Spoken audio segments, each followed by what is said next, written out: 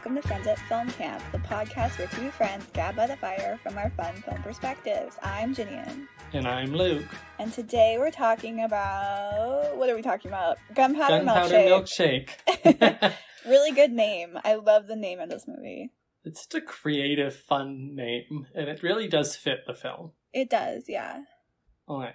So, Gunpowder Milkshake is a 2021 action filler directed by Navot Pashmota. Mm-hmm. I definitely said that name wrong. They are an Israeli filmmaker, and this is not their first film, but this is their first action film. Mm-hmm. Like, they've only made a few kind of super small Israeli horror films, seemingly. Interesting. Based solely on their Wikipedia article. But it's still very interesting that this is, because it doesn't feel like that while watching. Yeah. The film follows the life of a young assassin who must team up with her estranged mother and some other assassins to help save a young girl from other assassins. Lots of assassins in this movie. Mm-hmm. So, what did you think? It was fun. I didn't like it as much as I wanted to for a few very specific reasons. I do love, and I kind of see this as like a, I don't know if this is the reality of the situation, but from my perspective, kind of since John Wick came out, we've had a bunch of these spy movies that are almost kind of like in the same universe. That's like a slightly like fantastical, slightly cartoony like spy universe that has these like spy hotels and spy hospitals and spy bookstores.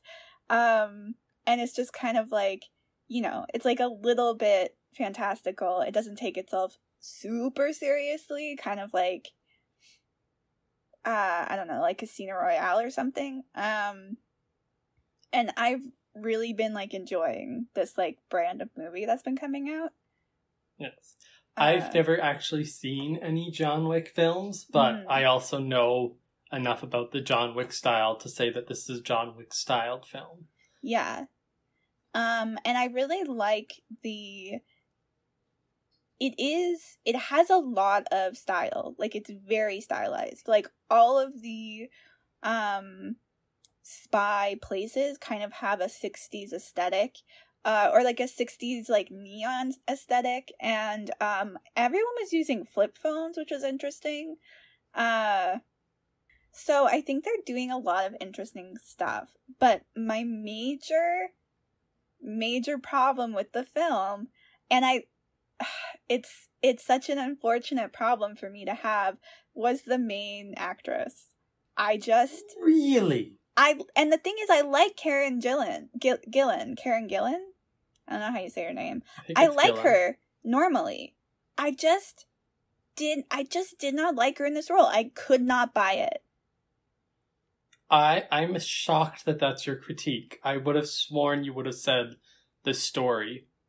No, the story was fine to me until the end, but I'll talk to you about that when I get there. But, like, I love Lena Headey. I adore Lena Headey, and I was not a Game of Thrones fan, so that took up so much of her time for so long. I just love seeing her in other things so I can, like, actually experience her. I love her. I really like the bookstore people. I was so excited. What is her name? Gina Carlo, Gina. Carla Gino? Or... But I love her. I love her in everything that she's in. And from the moment we saw the back of her head, I'm like, is that her? And it was her. So I was like very hyped for that. I'm so shocked. I liked Karen Gillan in this movie a lot. I saw the story of this film the same way you would see it as a milkshake. It's not going to give you a whole lot of substance, but while you're drinking it, it sure is a lot of fun. Yeah. Okay. Instead of Karen Gillan, you know what I kept thinking of? What? Carey Mulligan. Who? Carey Mulligan. No. No! I think she would have done amazing. No. What do you mean, no? No. Why Carey don't you like Mulligan her? Would not be right for this movie. Yes, she would. No. She really wouldn't. I highly disagree. I know you do, but I can't figure out why yet. Okay. No. No. Yes! No. Yes. No. Yes, she would have been so much better. No. Okay, so the movie opens with the girl, she's in a diner, which is like a spy diner, and you can't bring guns in and stuff, which they break multiple times, and I kind of wish there was consequences to that. Like, in John Wick, the spy hotel, you couldn't kill anyone in there, and it was, like, a big deal. Like, if you broke that, like, I don't know, you're banned forever or something. There was, like, no consequences in this one for bringing guns, where you're not allowed to have guns. I can see what there would be like if they, like, showed what happens if you were caught bringing guns in, but I don't know. I didn't need that because I was just like, okay, this is a no guns place. I understand the context. But yeah, so it opens with, Karen Gillan's character when she's younger. What's her character's name? Sam. She's like a teenager and she's waiting there for her mom, and she's like been waiting for 3 hours, so we get like kind of some of their complicated relationship, that like her mom isn't very reliable. It's like clear she's in like an assassin or something like that, because she comes up and she has like blood on her. And it's, I don't know, because, okay, this is a really good place to start, I think, but I also kind of, especially as we go further into the film and we get more of an understanding of everyone's relationships, I do wish we had, like, one more scene of, like, backstory, especially with, like, the library ladies who we later come to learn were, like, Sam's aunt figures, basically. But I don't know where in the movie they would have put that, so I'm, like, fine with not having it. I just kind of, like, wish we could have had a tiny bit more backstory. I think I chalked that up to this thing I said before, where the film does not give you much substance.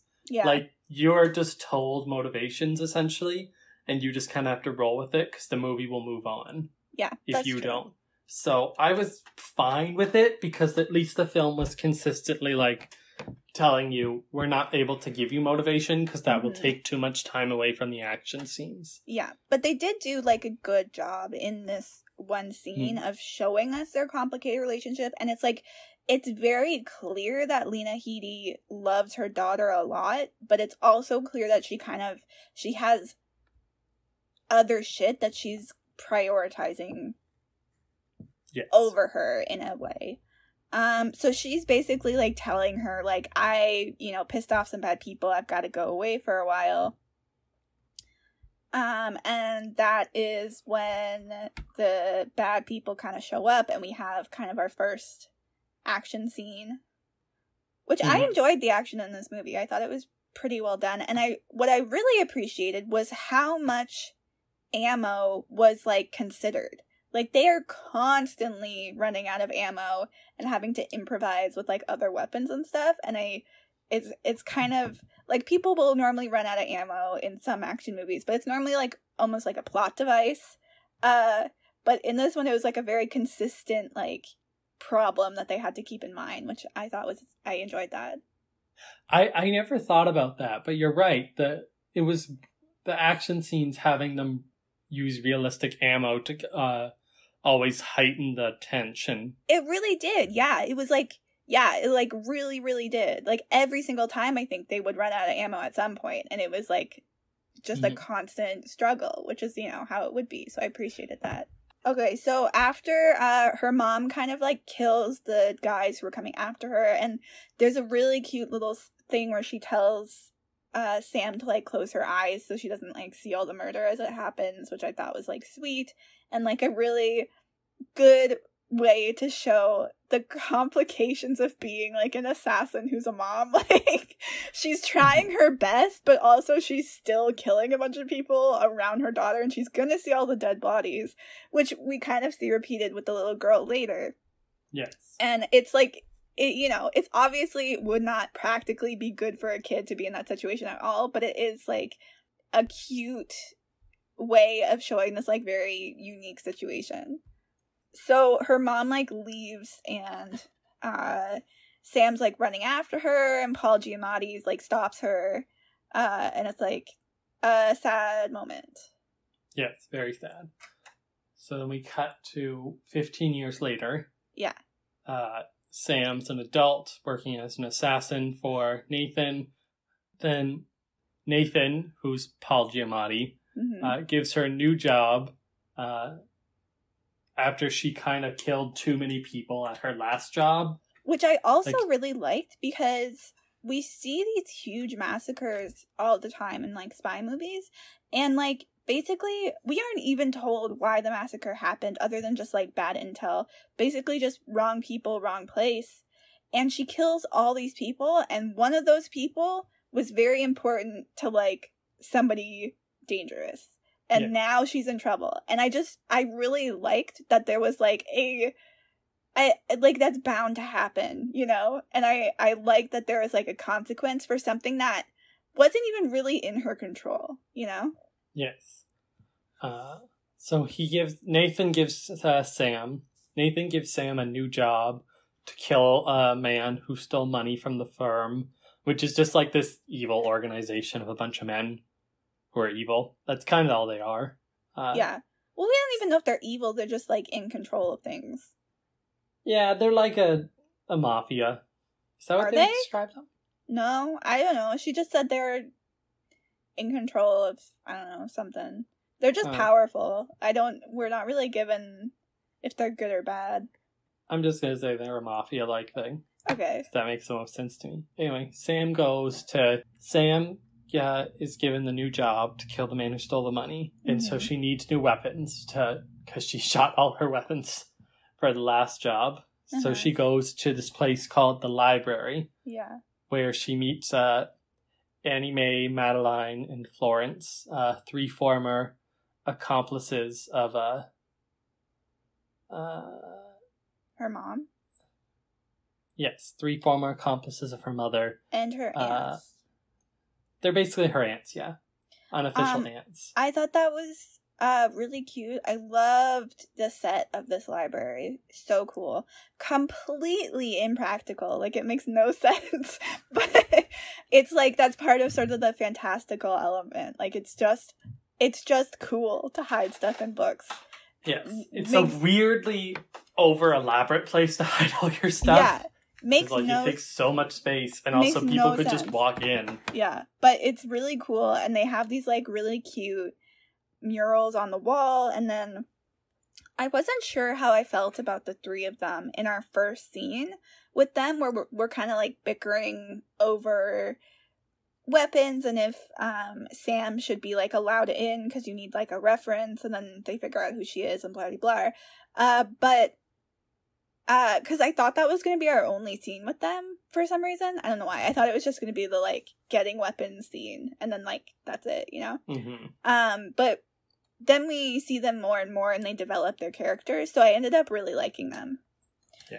Also, I noticed, I don't know if you'll agree, but it seemed to me as though, Carla Gugino and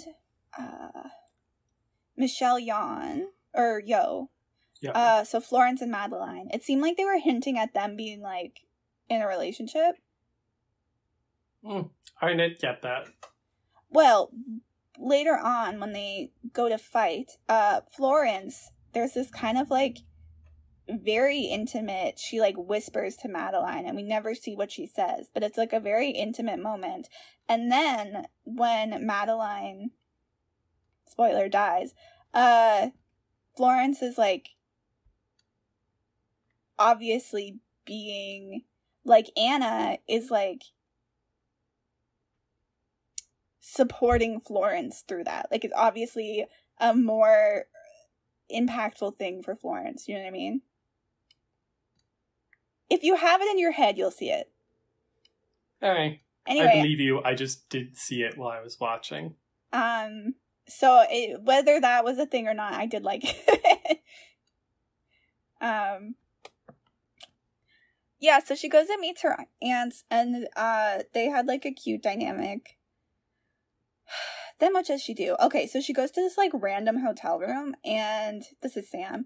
She goes to this random hotel room, and there's this guy there, and he's, like, the most not threatening person ever. Yeah, I also really liked this. It was very impactful emotionally, because she is there. She has, like, a gun pointing at him, and the phone is ringing, and she's like, don't pick up the phone. Like, obviously, like, you know, I'm gonna kill you. And he's like, I need to pick up the phone. And she's, like, trying to get him not to. And he's like, listen, it's not an option to not pick up the phone. And it turns out, she does shoot him. She shoots him in the gut. And it turns out that his daughter is being held hostage. And I just thought that was really, it was, really simple and really impactful that he literally was willing to die to pick up the phone to try to save his kid, you know? Yes. So he begs Sam to save her, basically. He picks up the phone so she can hear that he's being, his kid is being held hostage, and that's why he's doing all this. She hears and decides that she's going to try to save the kid. And she also tries to save him by taking him to the spy hospital. Yes. Which, the spy hospital was, like, the spy hospital doctor was super sketchy, and I 100% don't think he tried that hard to save the guy. No, I don't think he tries that hard. I think he just is the only one willing to work at a spy hospital. Yeah, which is fair. But, like, I do think the guy could have been saved, which is really sad. But it is really hard to save someone shot in the stomach, just because stomachs are complicated. Is it? Oh. I guess movies have given me a bad impression of...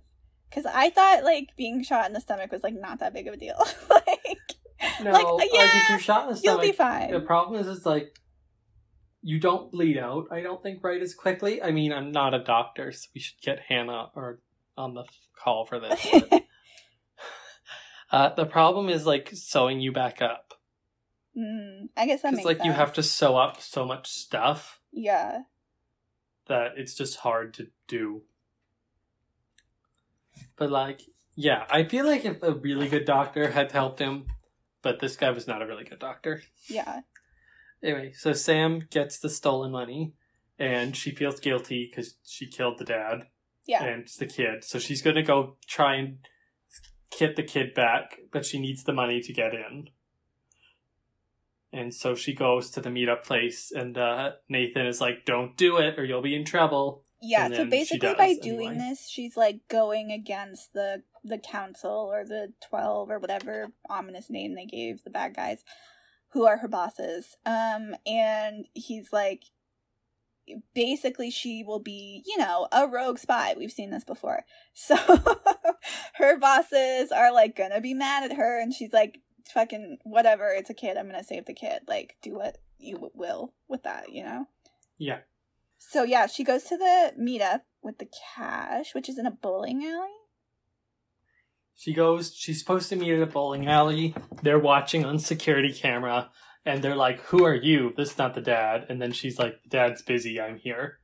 Again, very thoughtful. I don't know like what the budget was on this movie, but the aesthetics of the film are very well thought out. Like, the locations are very, like, thoughtfully chosen for, like, certain events and, like, set pieces, and I really appreciate that. And I'm looking at the film posters right now, and I also really like those.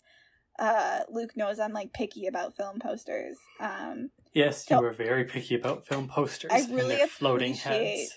That, like, I really appreciate the effort and the, like, commitment of the film. Yeah. Anyway, that was a side note. So they're in an alleyway. Yes, they're in the alleyway. Well, actually, no. She goes to the bowling alley, and they're like, hey, you have to take off your clothes and put the ones on in the bag, because, like, we don't want you to sneak stuff in. Which is not a very effective way to do that, but it's a good way to get her into the bowling jacket that she wears for the rest of the film. Yeah. Well, they also weren't expecting an assassin. They were expecting some random dude, you know? So, they got her. I also she does appreciate other movies would have taken this as an opportunity to kind of sensually undress Karen Gillian, and it was like not even really a big deal that she had to undress. Like, we didn't even see it. She's just dressed now. We just see her change clothes. The only thing we noticed is that she liked the bowling jacket, and then she put on the bowling jacket. Yeah. There was one thing I didn't understand in this scene, which is why she actually brought the money.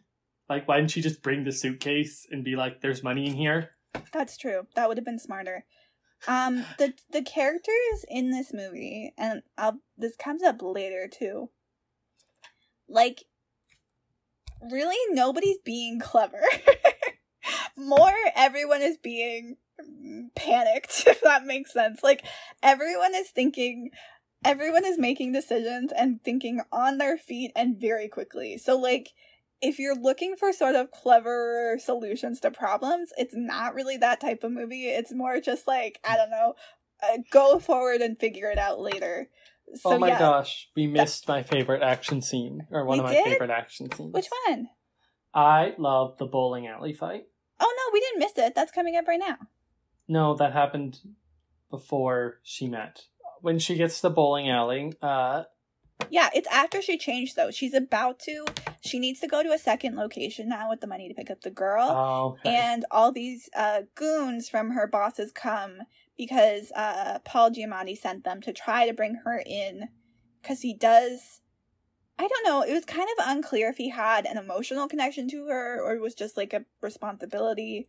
I saw he had an emotional connection to her, but he was a business first person. Yeah. So if she was getting in the way of the business, he'd try and save her, but only to the extent that it wouldn't hurt the business. Yeah. So the first fight, and I think maybe part of why you like it, it's definitely part of why I liked it, was Paul Giamatti sent them to bring her in, and he's like, don't kill her. I don't even want her severely injured.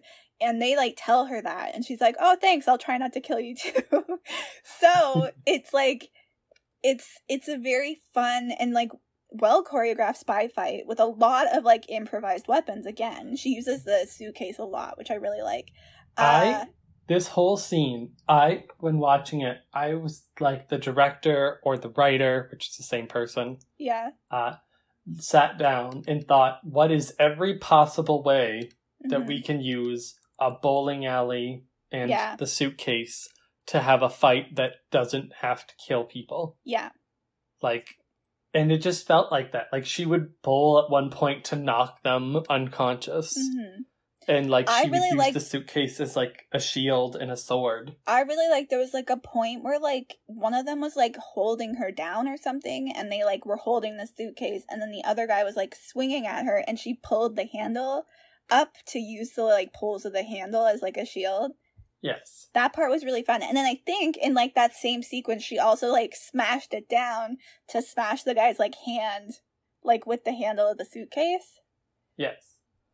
I just thought it was so well thought out. Every time I was like, that's someone who put a lot of effort into figuring out not just what she should fight, but like how to use the environment she's in to fight. Mm-hmm. So that's a thing throughout the whole movie, so I won't go into it every time, but that's something I just saw the whole time. So she, it was a very fun and like well choreographed fight, again, in this like inherently fun set piece of like the bowling alley. So she wins the fight. She like successfully incapacitates them. Fairly like moderately injures them. Like they're not gonna die, but they're like not doing great. So she has to like run now to the secondary location because she had like a time limit as well. So, you know, added stress. And then and then they're in this like old video rental store to do the exchange, which I loved as well. I don't know if this is supposed to take place in the past, or if it's just sort of like a futuristic retro future or current time that's like not really our time sort of thing. I thought it was current time, like current time with retro ideas. Yeah. Like brought in to modernize. Yeah. It's a very like, it's a fun world they created, in any case. So they're in like a movie rental place, which is always nice to see. And Sam trades the money for the girl, which I was like, that's very brave. And then after Sam makes sure the girl's okay, she goes to get the money back. Yeah. And they're the thieves are really dumb, and they crash the car, and the money explodes. Well, because one guy turns on them. It's like, beginning of The Dark Knight. He's like shooting the other guys to try to take all the money for himself. And what I really liked about this was Sam saw them fighting and just kind of stood back and watched it play out. Like, I really liked that she was like, okay, I'll just let you guys kill each other, I guess. Seems easier than having to do the work myself. Yeah, I thought that was like smart, and it seemed like the logical thing to do. So they're kind of like imploding in on themselves, but then in like the tussle, one guy like throws a grenade and ends up blowing up all the money, which I didn't realize at first, and I kind of questioned. The money didn't look like it was on fire. Like, I thought she kind of swears resignedly afterwards, and I thought we were gonna have sort of like a slightly comedic scene of her having to pick up all the money. So I didn't really understand at first, like, oh, the money's gone. I thought it was just like, ugh, this is annoying. Now I have to pick up all the stupid money. I think it would have been helpful if they had shown the money burning a bit more, which they didn't quite do. But I still got it after a little bit when they're like, the money's gone. And I'm like, okay, the money blew up. Yeah. So now she's rescuing the girl. What is the girl's name? Oh, Emily. And this is, again, like, I don't know why this specific storyline is so popular lately. Like, freaking Deadpool 2, Birds of Prey, freaking others. Like, the, sort of villain or anti-hero type character having to rescue a child and then, like, have the child around with them the whole movie, and that's like the motivation of the movie. I don't know why that's happening so much lately. But normally I hate this plot line. Yeah, me too. I'm not a fan. It's annoying most of the time because normally they make the kid kind of annoying or like unlikable for some reason. And normally also I feel like they're holding back on action scenes because they're like, well, the kid's here, we don't want to get hurt. Yeah. So like the action hero can't go full out. But here, that doesn't happen. Yeah, I didn't mind it here. As far as the storyline goes, like, it didn't even really click to me that it was that storyline happening again.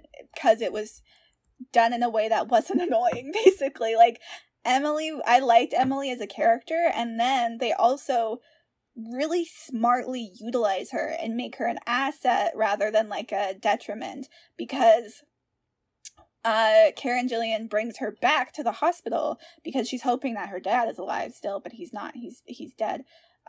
So Emily obviously is very sad. But the goons who she had beat up also went to the hospital, and while they are there, they basically like get the kill order because the money is gone. So now like Karen Gillian is like responsible for the money. So now they want her dead, and it's a whole stupid thing.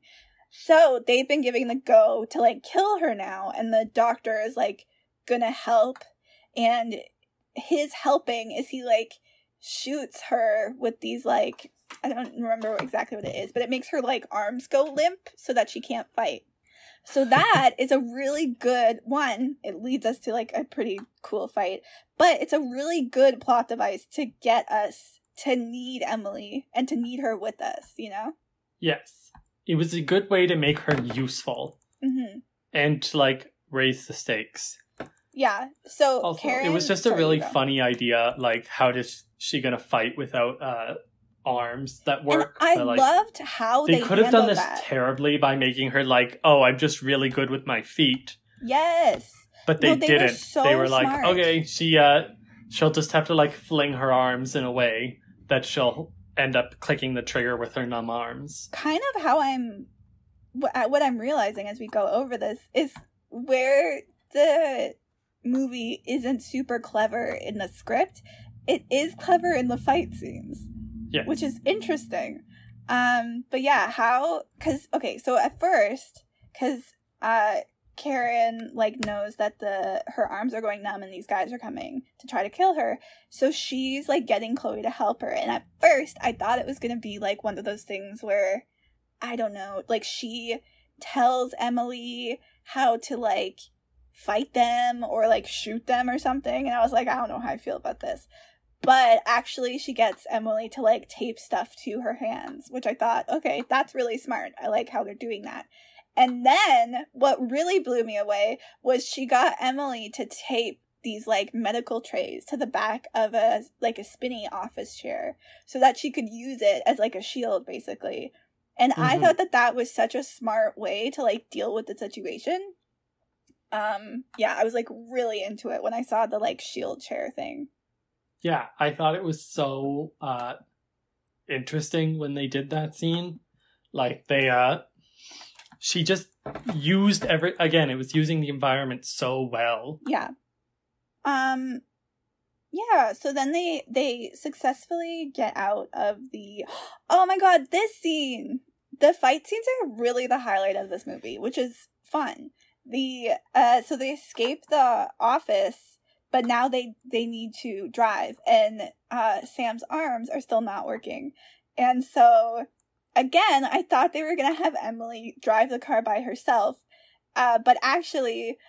she sits in like Sam's lap, so Sam is doing the like brakes and the gas, and then she's like telling Emily like what gear to put it in and like to steer and stuff. And I thought, again, really smart way to like handle that situation, where I feel like a lot of movies would kind of put just the kid in the driver's seat for like comedy or whatever. Mm-hmm. No, it could have been very annoying, but because they shared it, it worked so well. Yes.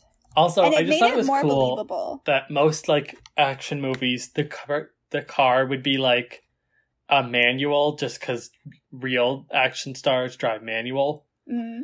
But this movie, her car was automatic, which I'm like, that's so much easier for Emily. Thank you.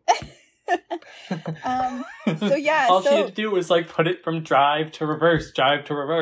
It was also really cute because they had this sort of like a heartwarming moment where like Sam is just kind of trying to teach her how to drive, you know, and then these dudes come, we don't even know who they are, to try to kill Sam. And so now we're suddenly in like a car chase scenario. And it was just a good action scene. I don't have much to say about it, honestly. The thing I have to say is they try to hide at some point, which I thought was a cute interesting strategy.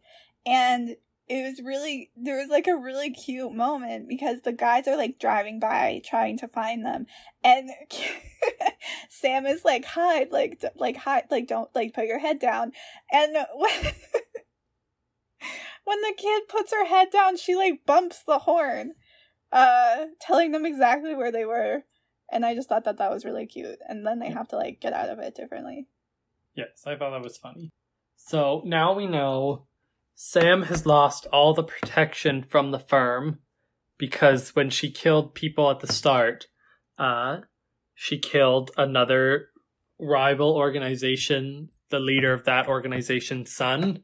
And he's, like, really mad. And the firm's now mad at her for not giving them their money, so they said, we're not going to protect you anymore. Yeah, they call up that dude, and they're like, hey, we didn't tell her to kill your kid. Sorry, here's her name. Go kill her if you want. Yes, but Nathan does one last nice gesture in that he tells her where she can get help. Yeah. And the help is her mother's address. So we meet the mom, and we're all excited. Lena Headey! So, Sam's kind of pissed at her mom because the scene we opened with in the diner is the last time she saw her, which was 15 years. And this is one of those things that's, like, definitely deeper than this movie really has time for. Because, like, Lena Headey left because she, like, killed this guy, which made these people after her, so she felt like she had to leave her daughter because, you know, whole spy thing, oh, target on my back, you're in danger, blah, blah, blah. But that doesn't come up again, so things seem chill for her now, and it's been 15 years, so it's like, it feels like you could have come back at some point if it's chill that we're hanging out now, but like, I don't know, not that big of a deal. Yes. It would be useful if I'm surprised when I first saw her, I'm like, wait, she was just there? Yeah, exactly, she's so close, too. Like, why couldn't she have just taken her daughter there? She didn't seem to have been constantly running. She seems to have been pretty established. Yeah, like, maybe she was running for 5 years, but it's been 15, you know? So it's like, there wasn't really an adequate, like, reason for why she was gone for so long, but we're just supposed to accept it was, like, to protect her. Yes, I'll just trust that it was to protect her, and I'll be like, okay. But, yeah, that's, like, another one of those things, like, it would be nice to have a tiny bit more backstory. It would be nice to have a bit more explanation for why she was gone for so long, but, like, the movie is already, like, you gotta get over it. Like, we are moving on, so you kind of have to get on board, or, like, you know. Mm-hmm. Again, if other movies, this wouldn't work, but because this movie makes it clear that this is just going to happen a few times because they have other things they have to get to. Yeah. It seems not as bad. It's consistent with the vibe of the movie. So they're hanging out at her mom's, and I don't know. Do we know how they found them? How they found? I think he gave them their address. Oh. I think that they told them that's where she'll be, but he knew that where she would have the best chance. So yeah, so they're hanging out at her mom's for a while, and then the whole crew, basically, it's like so many henchmen just like show up to kill them. So now we have like another cute escape scene. It was cute that the mom was like, I don't have a secret escape plan. Okay, fine, here's my secret escape plan. Yeah.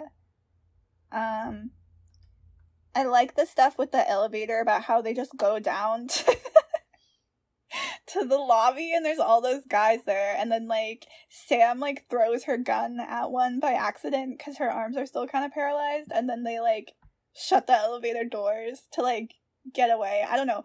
It was a cute, like, silly little way to confuse the group, the mob of dudes, you know? Yes. And they escape through a washing machine, which she, like, has a tunnel through. Again, doesn't really make sense, but it's like, you know. What if someone used the washing machine? Yeah, like, you just gotta go with it. It's like this tunnel that goes to, like, an empty, like, vacant thing, which has another tunnel, which goes to a freezer of a restaurant. Again, it's very fantastical, but, like, I'm on board with that. That's fun. And they end up outside of the library. So Sam is like, obviously your plan was to go to the library, let's go in.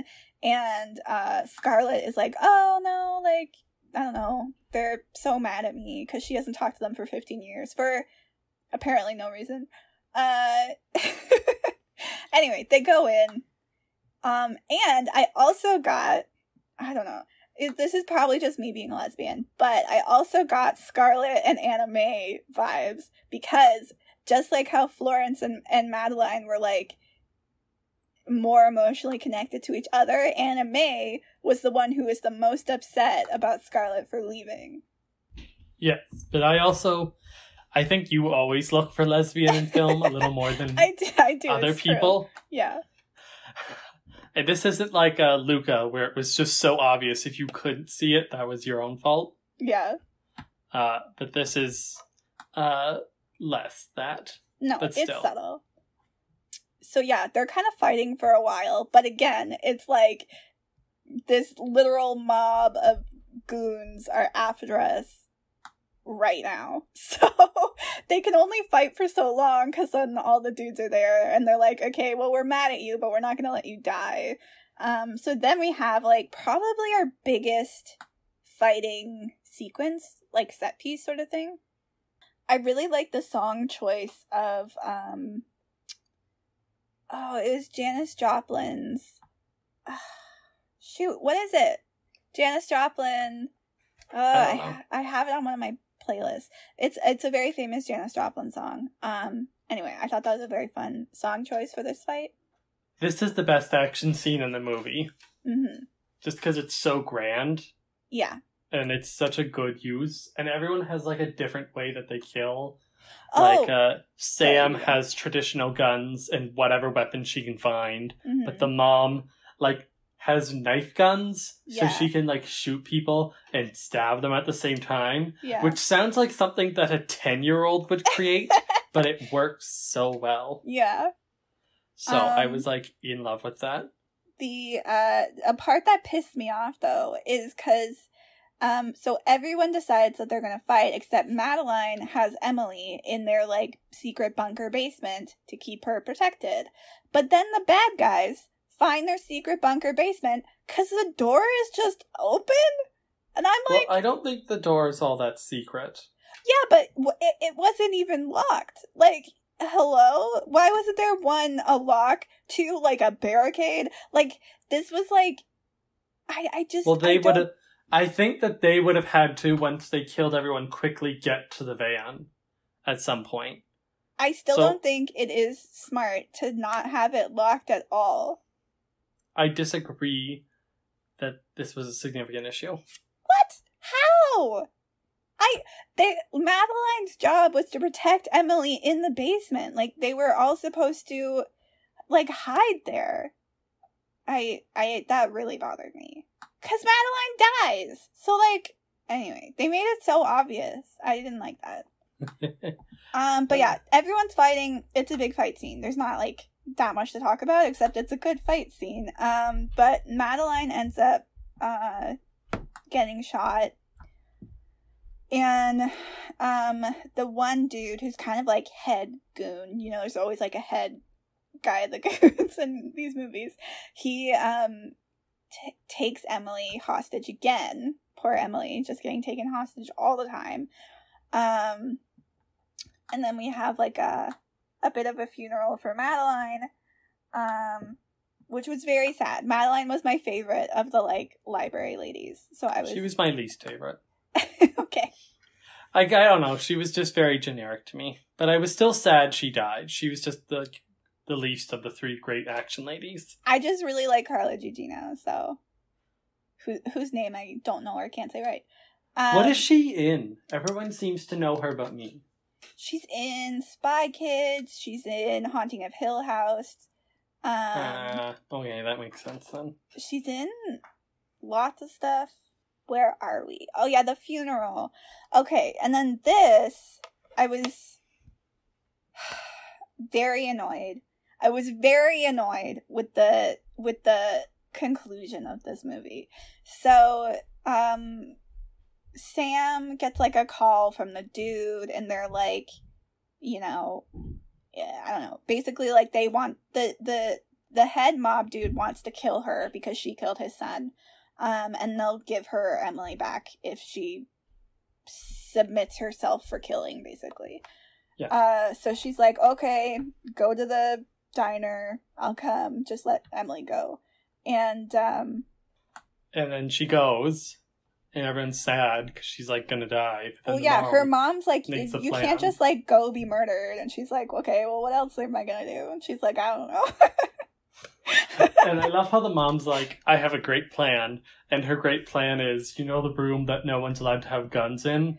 What if we bring guns in? Exactly. That's what fucking pissed me off. So, like, okay, like, I just needed a more clever way to get out of this. So they go there, Sam and, like, the head mob boss dude, they have a decent conversation. I kind of liked it, because she was, like, it was a very, like, civil conversation, even though he was talking about torturing her and murdering her. He's like, look, I really loved my son, and you murdered him, and I know that wasn't, like, your call, but I'm still very upset with you for murdering my kid.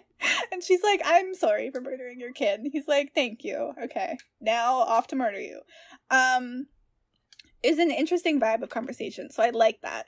Now, to get her out of it, her mom and the two other library ladies who are left are dressed in the, like, cafe uniforms and have guns. And then they just kill everyone who has no guns because they went to a place where they take away your guns. And I'm like, this is, like, unsportsmanship. Like, this is bad sportsmanship. Like, I mean, the other side wasn't being, like, all friendly and nice, fair either. They went back on their deal to be nice to Emily. That's true. That's true. They were gonna make Emily watch Sam get murdered before they let her go. And you're right. That was fucked up. But it's not a very clever... I would have liked it a little more, but again, as I keep saying, I think it goes back to we don't have a very deep reason. We just wanted to get to a fight scene. Yeah. A deep reason would have taken more time. I don't know. I can't get over that being the solution to the whole movie too. Like, if it was like a mid problem maybe, but like, it just seems rude. Like, it's so rude. And it's like they can't even properly defend themselves. Like, it's just, I don't know. It's fucked up. I don't like it. You're being way too nice to the people that tried to murder everyone. Okay, but they also were only trying to murder everyone because Sam murdered them. So it's like... Sam only murdered them because they tried to murder Sam. Yeah, because she was somewhere murdering people where she wasn't supposed to be. So, like, I'm just saying, it's not like they have... I think we could go back and forth with this all night. But anyway, I had no problem with it. I'm just saying, it's not like I thought it was a fun little fight scene. It's it was not a little like they weak had for a an climax, but it was fun. It's not like they had an unreasonable motive. Like, in another movie, they could have been the protagonists. No, I disagree. Yeah, they could have. No, they couldn't have. They were pretty evil. No, they weren't. They were pretty evil. I don't think they were more evil than our protagonists. They wanted to torture Sam in front of a child. Yeah, that's messed up. That's true. Like, they just said that, and they're like, okay, we're gonna start torturing you now, and then the heroes come out, and they're like, not today. Okay, but keep in mind, our heroes are assassins who kill people all the time. But they kill them for other people. No one's good in this movie, but I stand by the fact that the evil guy was worse than Sam. Yes. I didn't want Sam to die. I just thought that this was a fucked up way of resolving that situation. Mm-hmm. Which, like, in real life, you know, if I was in that position, I wouldn't be like, you know what, I'm just gonna be tortured and die, because I don't want to be rude. But for the resolution of the movie, I would have liked something better. It would have been nice, but it was what it was, I thought. Anyway, after this scene, Sam apologizes to Emily for, like, killing her father, and Emily's like, you know what? Whatever. Mm-hmm. It is what it is. It's like an apology, and it was a good one. But it was nice in the sense that it wasn't like, oh, no worries, I'm glad he's gone. She was still sad, but like, well, she was nice to her after, at least. As Emily and Sam have been, like, bonding, Emily started calling herself Sam's apprentice, which was very cute. But it's also kind of, I don't know, it's inherently sad because it's, like, not a good place for kids, but in the sort of world we're in the film, kind of like Zombieland, kind of like that sort of scenario. It's like, it's clear that Emily's sort of being inherited into this sort of assassin family. Yeah. Due to where her life circumstances have, like, put her. Yes. It was, like, bad. So she's being adopted by all of them, basically, which is sweet. Mm-hmm. And I liked the parallel that, like, Sam's not going to leave Emily the way that Scarlett left Sam. Mm-hmm. Like, they made it clear that that was kind of what was going to happen. Like, they were doing... That was the connection I saw. And I was like, they're trying to say it's different. Yeah. Which was cool. And then Emily goes to Nathan's house in disguise, and Sam basically threatens him and is like, hey, if you try to kill us again, we'll kill you all. You know we can now. And then they hit the road, and they drive off to the sunset together. Yeah. And that was the end.